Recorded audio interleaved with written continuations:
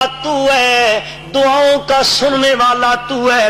وہ کہتا ہے میں سننے والا ہوں اور یہ ان کے پاس جا رہا ہے جن کے لیے اللہ اپنی لا ریب کتاب میں، اپنی آخری کتاب میں، اس کتاب میں جس کے بارے میں اللہ فرماتے ہیں لا یاتیہ الباطل من بین یدیہ ولا من خلفہ تنزیل من حکیم حمید. وہ کتاب ہے لا ریب فیہ ذالک الکتاب لا ریب فیہ.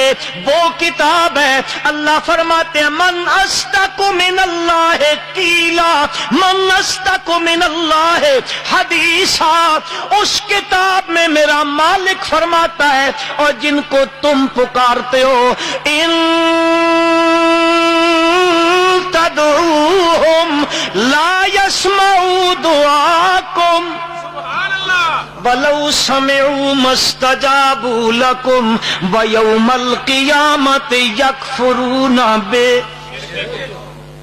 وَيَوْمَ الْقِيَامَةِ يَكْفُرُونَ بِشِرْكِكُمْ. اللہ فرماتے ہیں اور ان سے پوچھتا پھرتا ہے لا يُنَبِّئُكَ مِثْلُ خبیر. اللہ پاک فرماتے ہیں یا ایھا الانسان ما غرک بربک الکریم. او انسان کس نے تجھے دھوکے میں ڈال دیا؟ یہ آ کے دھوکہ دیتے ہیں، کہتے ہیں نا نا نا تیری تو وہ سنتا نہیں ہے اور ہمارے پاس آؤ ہماری وہ موڑتا نہیں ہے. تیری تو سنتا نہیں ہے اس لیے لوگوں کو کہتے ہیں نا نا نا تم تو گناہگار ہو اور لہذا تمہاری نہیں سنتا ہے اور ہماری موڑتا نہیں ہے. کیا مطلب؟ یعنی تم تو پکارنے سے رہے نا، ہمارے پاس آیا کرو ہم تمہیں وہاں تک پہنچا دیں گے. حالانکہ اللہ نے قرآن میں کیا کہا ہے؟ ابھی آپ سن رہے تھے مولانا نصر اللہ راشد صاحب سے اذا سالک عبادی انی فانی قریب اجیب دعوت الداع اذا دعان. اور آگے 24 میں کہا قال ربکم ادعونی استجب لکم ان الذین یستکبرون عن عبادتی سیدخلون جہنم. وہ تو پکار پکار کے کہہ رہا ہے آؤ. سننا تو درکنار رہ گیا، فرمایا میں قبول کرتا ہوں. جن کے پاس تم جا رہے ہو نا خائبانہ حاجات میں پکارتے ہو وہ تو تمہاری پکاروں کو سنتے نہیں ہے.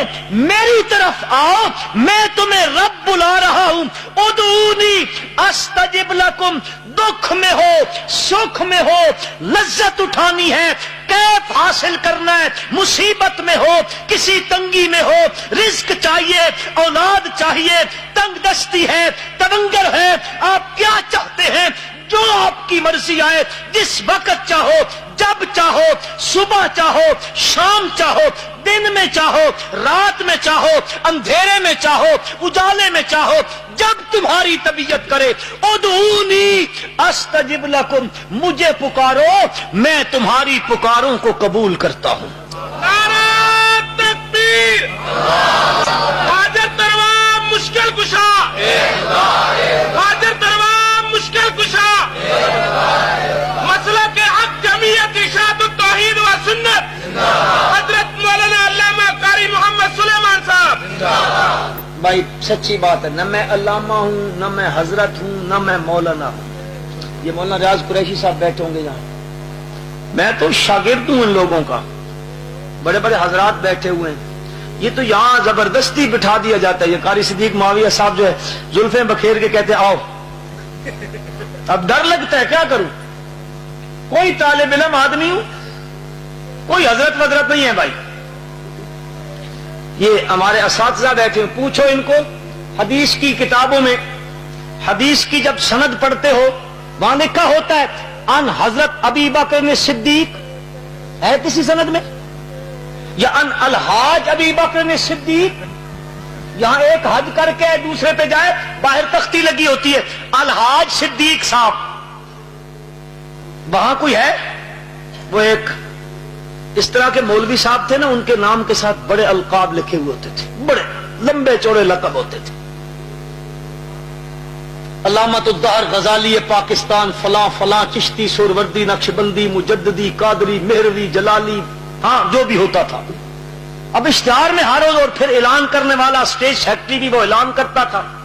تو حضرت صاحب کئی رات کو دیر سے فارغ ہوئے، ادھر سے کہا میں جا رہا ہوں، تو اب آگے کوئی کنونس نہیں تھی، تو ہوٹل میں رہنے کے لیے رہ گئے۔ اب رات کو 1 بجے جا کے بیل دی ہے، اوپر سے ویٹر آیا، بیر آیا، اس نے کہا کون؟ کہا وہ جو اشتہار میں نام لکھا ہوتا تھا نا، عادت پڑی ہوئی تھی ہر روز سننے کی، ہاں فلاں چشتی، سہروردی، قادری، نقشبندی، مہروی، جلالی، جمالی، فلاں فلاں فلاں فلاں۔ تو اوپر سے وہ ویٹر کہتا ہے جی جی جی مولانا، معذرت کے ساتھ ہماری ہوٹل میں اتنے بندوں کی گنجائش نہیں ہے۔ یا ایھا الانسان ما غرک بربک الکریم الذی خلقک۔ اللہ پاک فرماتے ہیں اس اللہ سے تجھے کس نے برانگیختہ کر دیا ہے، دھوکے میں ڈال دیا ہے، ہاں کس پنڈت پادری نے تجھے سبق پڑھا دیا ہے، الذی خلقک، اس اللہ نے تجھے پیدا کیا ہے۔ ہاں تیری پیدائش تو ذرا اپنی پیدائش پہ اگر انسان غور کر لے، اپنی طرف دیکھ لے، ہاں اللہ تعالیٰ نے کتنا خوبصورت جسم بنا کے دیا ہے، کتنی خوبصورت شکل بنا کے دیا ہے۔ اللہ قسمیں اٹھا اٹھا کے کہتے ہیں والتین والزیتون وطور سینین وھذا البلد الامین لقد خلقنا انسان فی احسن تقویم ولقد کرمنا بنی آدم وحملناہم فی البر والبحر ورزقناہم من الطیبات وفضلناہم علی کثیر ممن خلقنا تفضیلا انا عرضنا الامانۃ علی السماوات والارض والجبال فابین ان یحملنها واشفقن منها وحملها الانسان۔ اللہ فرماتے ہیں اتنی تعریفیں کی ہیں میرے رب نے اس انسان کی۔ اللہ تعالیٰ فرماتے ہیں یا ایھا الانسان ما غرک بربک الکریم الذی خلقک، جس نے تجھے پیدا کیا ہے، ہاں تیری پیدائش کی ہے ماں کے پیٹ کے اندر۔ ذرا اپنے ابتدا کو تو دیکھنا، ایک قطرہ ہے اور وہ گندا قطرہ ہے، ہاں یخرج من بین الصلب والترائب، ہاں اس قطرے سے تجھے بنایا ہے۔